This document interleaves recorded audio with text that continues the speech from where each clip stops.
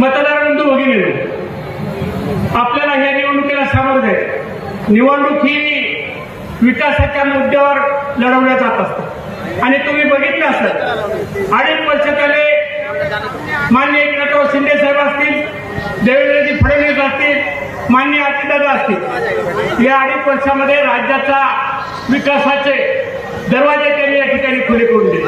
मागच्या 2.5 वर्षात ज्यांच्या हातात सत्ता होती, ज्यांच्या हातात आपण सत्ता दिली होती, त्या 2.5 वर्षात त्यांनी विकासाचे कामं सोडा, पण पूर्वीच्या मान्य देवेंद्र साहेब फडणवीस साहेबांनी जे कार्य केले होते, मग ते जनसाधारणच्या प्रश्न असेल त्याला स्थगिती देण्याचं काम केलं.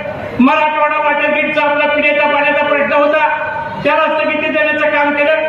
विकासाचे कामं करण्याचं दूरच ते बाजूला ठेवलं, परंतु जे कामं मागच्या सरकारने केले होते त्याला स्थगिती देण्याचं काम होतं. आणि म्हणून आपल्याला या लोकांच्या हाती सत्ता द्यायची का महाविकास आघाडीच्या हाती चुकून सत्ता देऊन ते कामं स्थगितीसाठी त्यांच्या हातात सत्ता द्यायची का महाविकास हातात सत्ता द्यायची, हा निर्णय आपल्याला विस्तार घ्यायचा. मी खात्रीने सांगतो, विरोधकाचे मनसुबे काही असो, मागच्या लोकसभेला त्यांनी अशाच गोष्ट केल्या की भारतीय जनता पक्ष सत्तेवर येणार नाही. आम्ही पक्षाने घोषणा दिल्या होत्या आपकी बार 400 पार, त्या घोषणेचा गैरफायदा घेऊन लोकांना फसवण्याचं काम त्यांनी केलं, खोटं निगेटिव्ह पसरवण्याचं काम केलं. यांना 400 पार कशाला पाहिजेत म्हणले, तर यांना 400 पार खासदार आले तर हे देशाचं संविधान बदलणार आहे. त्यांना खात्री असली पाहिजे, जे देशाचे पंतप्रधान नवीन सचिवालयामध्ये ज्यावेळेस प्रवेश करतात त्यावेळेस नतमस्तक होऊन संविधानाला नमस्कार करून प्रवेश करतात, असे देशाचे पंतप्रधान कधी संविधान बदलणार आहेत का? पण खोटं बोल अशा प्रकारचं करून त्यांनी लोकांना दिशाभूल करण्याचा प्रयत्न केला. आमच्या मागासवर्गीय बंधू थोडेफार त्या खोट्याला बळी पडले.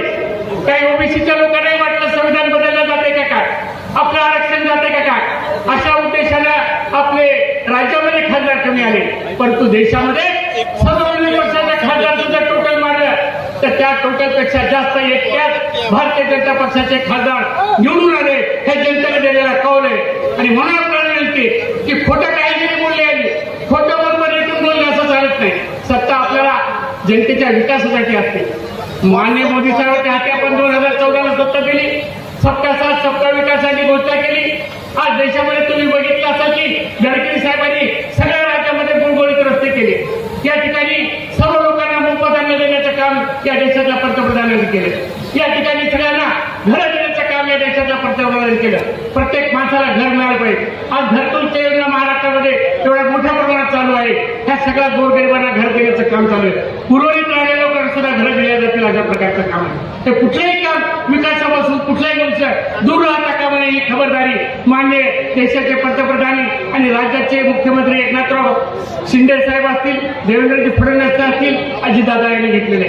आपल्याला माहित असेल मागच्या महिन्यामध्ये जवळपास 17 समाजाच्यासाठी त्यांची उन्नती करण्यासाठी वेगवेगळ्या समाजाचे, मग ते नावी समाज असतील, माझा रामोशी समाज असेल, माझा सुतार समाज असेल, माझा खैकाडी समाज असेल, ह्या सगळ्या प्रकारच्या गरीब लोकांसाठी महामंडळ निर्माण केले, त्यांना निधी देण्याचं काम केलं आणि त्यांना मुख्य प्रवाहात आणण्यासाठी प्रयत्न हे सरकार